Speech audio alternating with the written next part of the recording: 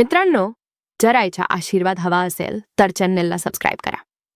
एका दवाखान्यात तरुण मुलींचा वापर करून वांज महिलांना गरोदर बनवल जात हे एकच रहस्य आहे जे तुम्ही या आधी कधीही ऐकल नसेल. गाडी चालव होताना माझं लक्ष माझ्या मित्राच्या बोलण्याकडे होतं. आज मी खूप वर्षानंतर त्याला भेटलो होतो. आम्ही सोबत लंच केलं आणि जेव्हा त्याला समज की मला लग्नाच्या 6 वर्षानंतर देखील काही अपत्य नाही, तेव्हा त्याने मला एका दवाखान्याचा पत्ता दिला आणि बोलू लागला की इथे प्रत्येक वांजपे एखाद्या पुरुष असो किंवा स्त्रीमध्ये, त्यामुळे तू एकदा जरूर त्या दवाखान्यात जाऊन ये, कारण की मुलाशिवाय आयुष्य खूप अपूर्ण आणि बेरंग असतो आणि तू तर एवढा मोठ्या संपत्तीचा वारस आहेस. मग पुढे जाऊन तुझ्या संपत्तीचा वारस कोण होईल? मी पूर्ण रस्ता किरणच्या बोलचा विचार करत होतो, कारण की आजपर्यंत आम्ही खूप सार डॉक्टरकडून उपचार करून घेतले होते आणि आता माझी बायको विनीता मानसिक रुग्ण होत चालली होती आणि ती मला नेहमी हेच विचार असायची की आपल्याला मूल कधी होईल. मी तर तिला उत्तर देऊन देऊन अक्षरशः वैतागलो होतो. कधी कधी तर मनात असा देखील विचार याच्या की दुसरं लग्न करावं, परंतु मी विनीता सोडून दुसऱ्या स्त्रीसोबत नवीन संसार सुरू करण्याचा विचार देखील करू शकत नव्हतो आणि त्यामुळे आजपर्यंत आमच्या त्यानं त्याला सांभा होतो. आज पुन्हा एकदा किरणच्या बोलमे एकाच किरण मला दिसला होता. मी बाकीच्या सर्व मीटिंग कॅन्सल करून लंच नंतर लगेच घरी पोलो. विनीताला मला पाहून धक्का बसला. मी दुपारच्या वेळेला घरी कसा काय आलो असा तिला प्रश्न पडला. मी तिच्या जवळ बसलो आणि तिला बोलू लागलो, तुला माहीत है, तुला आठ है माझ्या इन्व्हेस्टरचा मित्र किरण, ज्याच्याबद्दल मी तुला नेहमी सांगत असतो. आज तो अचानक मला एका मीटिंगमध्ये भेटला आणि त्याने मला एका दवाखाना पत्ता दिला है. दवाखाना खूप लांब है, परंतु असा ऐकला है की त्या दवाखान्यात कोणताही रुग्ण खाली हाताने परत नाही. स्यांना तिथे जाऊन गुण येतो हे एकता विनीता पटकन म्हणली, मग तुम्ही कोणत्या गोष्टी वाट पाहत आहात? चला आपण आताच जाऊया. ती तर गुडला बाशिंग बांधून तयार होती, कारण ती मुलांसाठी खूप आसली होती. तिला याच टेन्शन होत की मी दुसरं लग्न तर करणार नाही ना, आणि त्यामुळे ती मानसिक रुग्ण होत चालली होती. मी विनीता मलो, तू तयारी कर, आपण उद्या तिकडे जायला निघतो. रस्ता 3-4 तासाचा आहे, जास्त वेळ लागणार नाही.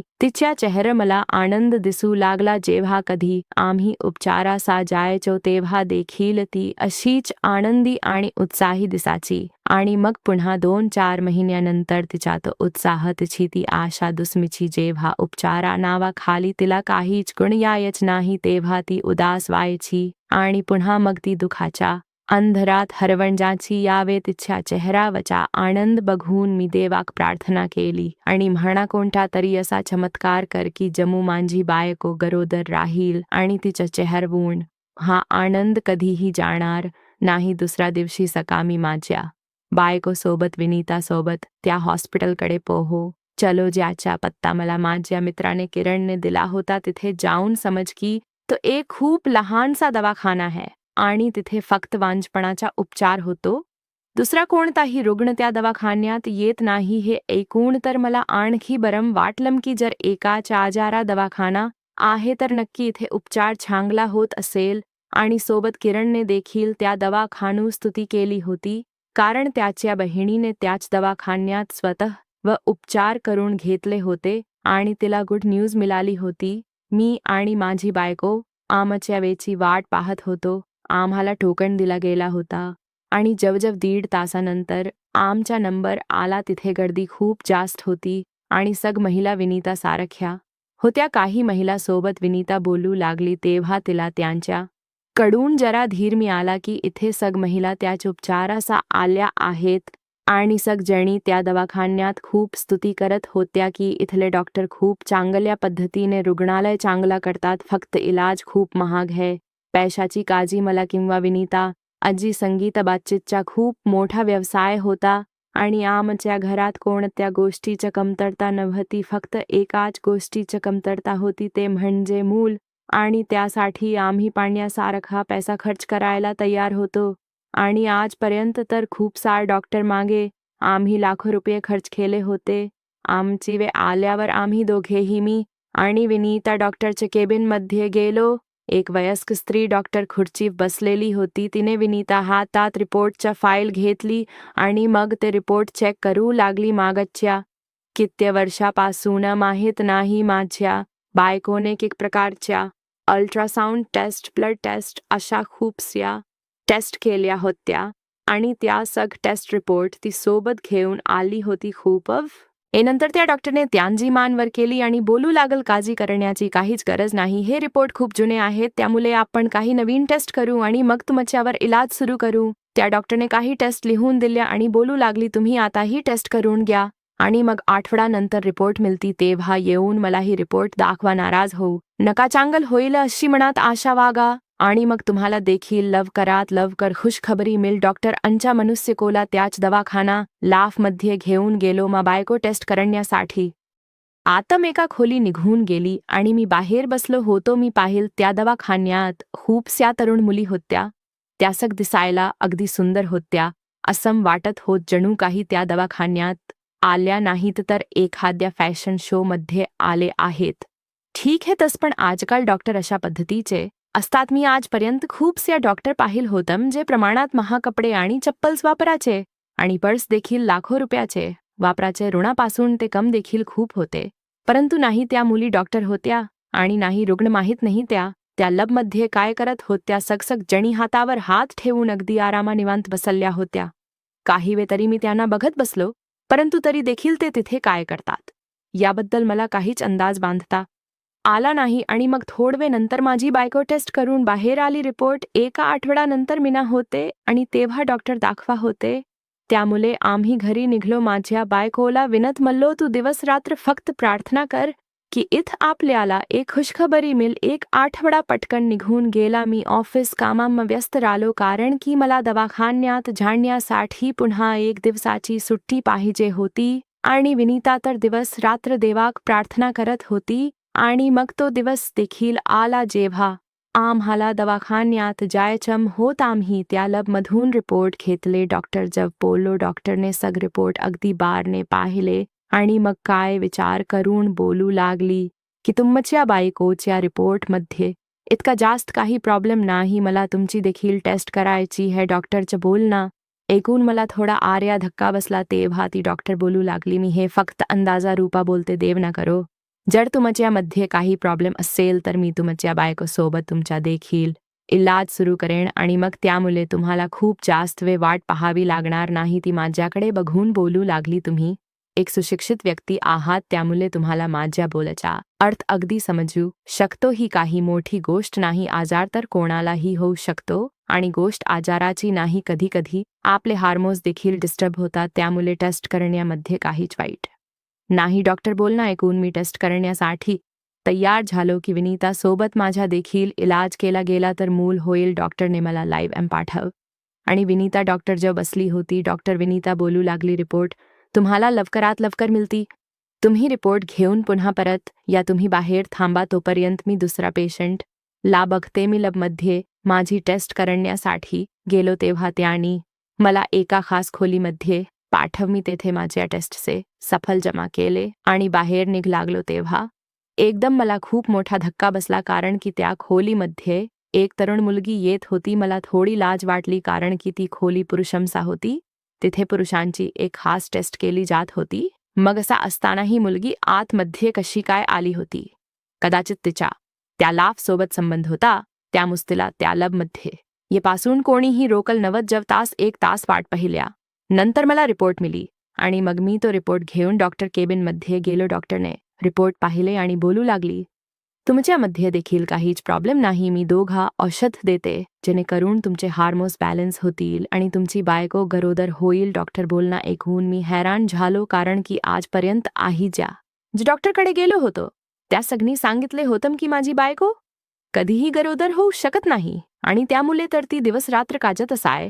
परंतु या डॉक्टरस म्हण होत की सग रिपोर्ट एकदम ठीक है, जास्त काळजी करण्याची गरज नाही. त्या डॉक्टरने आम्हा नवरा बायकोला काही खास औषध दिली जी गरोदर होण्यासाठीच होती आणि बोलू लागली तुम्ही दोघ बरोबर 40 दिवसानंतर पुन्हा इथे या आणि मग त्यानंतर तुम्हाला मी औषध बदलून देईन, तुम्ही काळजी करू नका, तुम्हाला 3 महिन्यात आनंदाची बातमी मिळमी. आणि माझ्या बायकोने अगदी नियमात ते औषध घ्यायला सुरुवात केली आणि मग दिवस निघून जात होते. आम्ही दोघ रोज हाच विचार करायच की आपल्या घरी आता चांगले दिवस सुरू होणार आहेत, आपल्या घरात देखील मुलं येईल तेव्हा या घरात फक्त आनंद आनंद असेल. विनीता तर लहान मुलांच्या कपड्यांचे खोली साचे डिझाईन देखील सिलेक्ट करू लागली. आम्ही दोघ नवरा बायको 40 दिवस रोजच्या रोज ते औषध घेत. विनीताचा चेहरा आता जरा फुलेला असाय आणि ती मला खुश दिसाय आणि या माझ्यावर देखील चांगला परिणाम होत होता.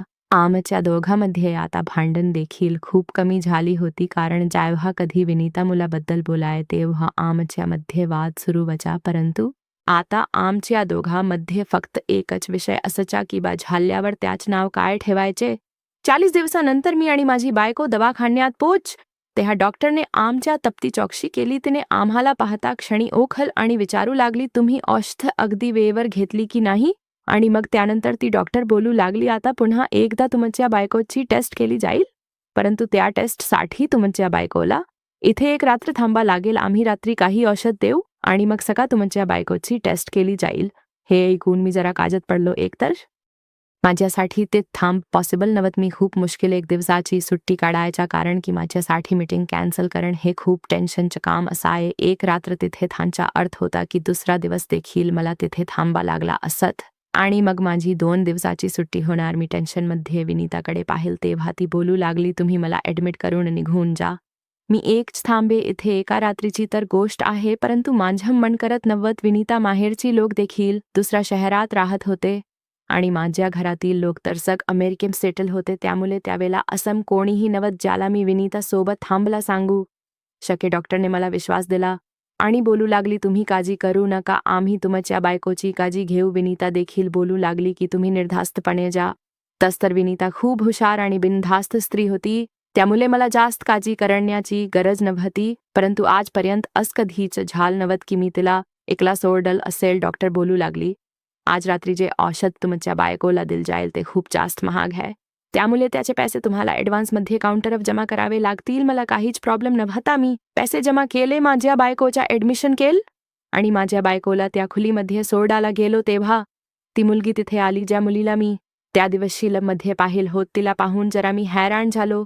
ती हजून बोलू लागली, मला तुमच्या बायकोच्या देखरेखचा पाठव है. ती नाही फक्त दिसायला सुंदर होती तर एक तरुण मुलगी होती. ती चेहरवून नाही डॉक्टर दिसत होती आणि नाही नर्स. मला देखील माहीत नाही की ती काय करत होती. तिला माझ्या बायको जबका सोडल होतं याचा विचार जेव्हा मी करत होतो तेव्हा ती बोलू लागली, इथे जेव्हा महिला एक रात्र थांबत तेव्हा त्या थोडा काजत असतात, त्यामुळे आम्ही त्यांच्यासोबत गप्पा मारतो, त्यांच्या काजला थोडं कमी करतो. आमच्याने त्यांना थोडा धीर येतो, त्यांना विश्वास येतो आणि त्यांचा उपचार अगदी आरामा होतो. आणि बस फक्त याम आम्हाला इथे ठेवला आहे. ती मुलगी खूप हुशार होती. तिने माझा चेहरा वाचला होता आणि स्वतः माझ्या प्रत्येक प्रश्नांची बिल तर डिस्चार्ज वे तयार होणार होत. हे तर अगदी बरोबर होत की हॉस्पिटलने एवढं बिल बनवल हो, त्यामुळे ते रुणा इतकी काळजी इतकी सोय तर नक्की करणार होते. हाच विचार करून मी पुन्हा परत घरी यायला निघालो. आता मला दुसऱ्या दिवशी संध्याकाळी माझ्या बायकोला घ्यायला जायचं होतं आणि आज रात्री मी झोपण्याची खूप खुश होती.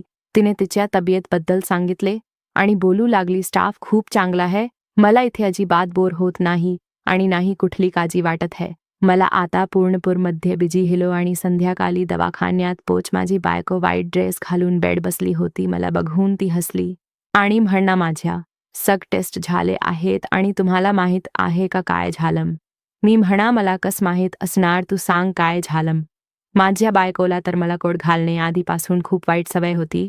ती एकदम हसून बोलू लागली, तुम्ही बाप होणार आहात, मी गरोदर आहे, माझ्या रिपोर्टमध्ये हेच आल आहे. हे ताच माझ्या अंगावर अक्षरशः काटा आला. मी अविश्वासा माझ्या बायकोला बघत होतो. तिच्या चेहरा आनंदासोबत डोम अश्रू देखील होते. मी अगदी हैराण होऊन माझ्या बायकोला विचार, विनीता हे तू खरं बोलते. तेव्हा ती बोलू लागली, हो, तुम्हाला विश्वास बसत नसेल तर रिपोर्ट बघा. तिने तिचे अल्ट्रासाऊंड टेस्ट रिपोर्ट माझ्या पुढे केले. मी ते रिपोर्ट पाहिले तेव्हा खरोखर ती गरोदर होती. या बातमीने मला एक नवीन आयुष्य दिल होत. मी लगेच माझ्या बायकोला मिठी मारली. इतकतच ती मुलगी त्या रूममध्ये आली आणि आम्हा दोघा नवरा बायकोला एकमेका मिठीत पाहून ती पुन्हा मागे फिरली. तेव्हा मी लगेच मागे सरकलो आणि तिचे आभार मानले. ती थांबली आणि माझ्याकडे बघू लागली. मला असं वाटलं की जणू काय तिच्या चेहऱ्याचा रंग बदल है. मी तिला सांगितले की माझ्या बायकोने तुझ खूप कौतुक केला है आणि सांगितले की तू माझ्या बायकोची खूप काळजी घेतली. हे ऐकून तिच्या चेहरा हसू आल आणि ती शांतपुरम आले आणि तिने मला एक इंजेक्शन मारल आणि तेव्हा ती मुलगी माझ्या सोबत होती. आम्ही दोघे एकम सोबत बोलत होतो आणि तेव्हा मला बोलता बोलता झोप लागली. जेव्हा मी सकाळ उठले तेव्हा मला टेस्टसाठी नेल गेल आणि अल्ट्रासाऊंडमध्ये समजले की मी गरोदर आहे. परंतु मला ही बातमी तुम्हाला माझ्या समोर सांगायची होती, त्यामुळे मी तुम्हाला फोन केला नाही. विनीताच्या चेहरे एक वेग आनंद, एक वेग रंग आला होता. मी तिला घेऊन घरी आलो. मी तर तिला अगदी डोक्यावर बसव होत. तिची खूप काळजी. तिला अनावर खाली उतरून देखील नाही. घरामध्ये दोन नोकर ठेवले होते. एक नोकराणी नेहमी विनीतासोबत साची 9 महिने खूप वेगाने गेले आणि आता तो दिवस देखील आला ज्या दिवशी विनीताने माझ्या मुलीला जन्म दिला. मी पूर्ण दवाखान्यात मिठाई वाटली आणि माझ्या मुलीला माझ्या खुशी घेऊन तिकडे अगदी प्रेमाने बघत होतो.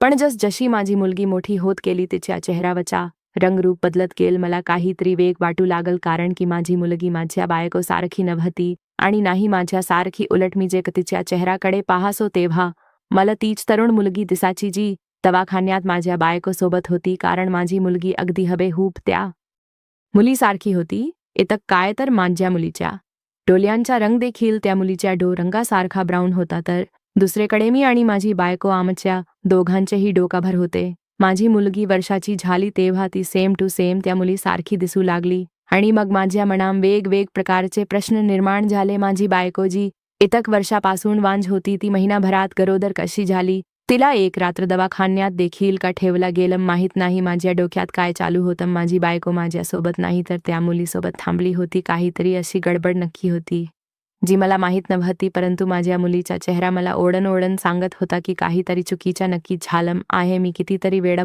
बोलण्यातच माझ्या बायकोकडून खूप जाणून घेण्यासाठी प्रयत्न केला की त्या रात्री नेमक काय झालं, परंतु तिला काहीच माहीत नव्हती सांगायचे. मला फक्त इतक आठवले की मला इंजेक्शन दिलं गेल आणि मग काही वेळ नंतर मी झोपून गेले. जेव्हा माझा संशय खूप जास्त ढळला तेव्हा मी संगीता शांतपुरम माझीच होती.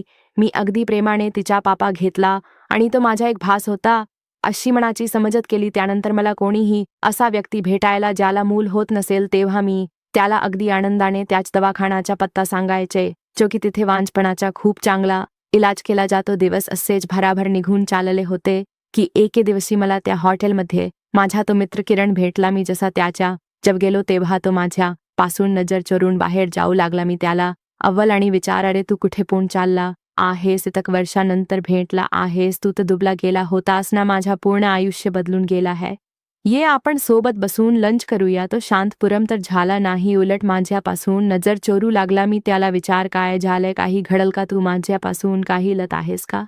तो एकदम घाबरला आणि मग माझ्या समोर हात जोडून बोलू लागला, यार मित्रा वैभव, मला माफ कर. मला माहीत नव्हत की त्या दवाखान्यात लोक काय खेखेत होते. मला जर माहीत असत तर मी तुला तिथे कधीही पाठव नसत. मी घाबरला आणि मला काय झालं काहीतरी सांग. मी तिथे गेलो होतो आणि माझ्या बायकोला तिथ गुड न्यूज मिली है. किरणने अगदी उदास होऊन नकारा मान हलव आणि बोलू लागला, तिथ गुड न्यूज मिली नाही तर उलट धोका मिला है. तो नजर खाली करून बोलू लागला, माझी बहीण जला तिथ मुलगी झाली होती. तिची मुलगी की काही महिन्या पूर्वी खूप आजारी पडली आणि जेव्हा तिला दवाखान्यात नेल गेल तेव्हा समज की तिला 1000 है ज्यासाठी बन मेरो ट्रान्सफर करावा लागेल. माझ्या बहिणीने विचार केला की ती तिला बोन मेरो देऊ शकेल आणि मग यासाठी त्या दोघी मायलकीच्या खूप सारा टेस्ट केला गेल्या आणि मग त्या दरम्यान माझ्या भावजी देखील DNA टेस्ट केली आणि मग समज की ती मुलगी माझ्या बहिणीची नाही तर दुसरा कोणाची तरी होती. किरण बोलणं ऐकून मला खूप मोठा धक्का बसला आणि मग मी विचार, हे कसं शक्य आहे? तो बोलू लागला, आम्ही लोक देखील खूप हैराण झालो आणि मग जेव्हा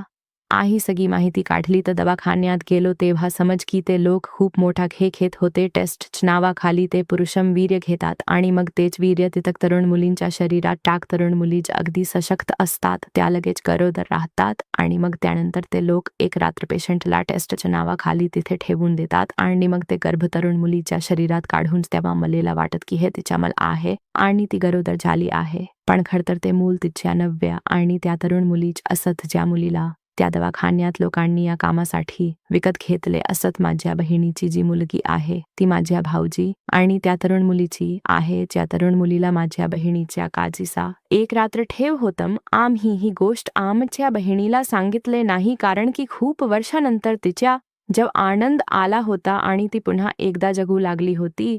किरण रतरत बोलू लागला, मित्रा मला माफ कर, हे सगळं मला आता काही महिन्यापूर्वी समजला है.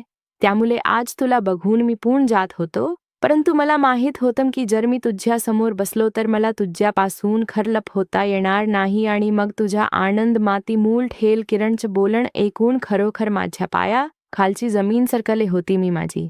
आणि माझ्या मुलीची DNA टेस्ट तर केली होती, परंतु कधी हा विचार केला नाही की तिची आई माझी बायको नसेल म्हणून मी.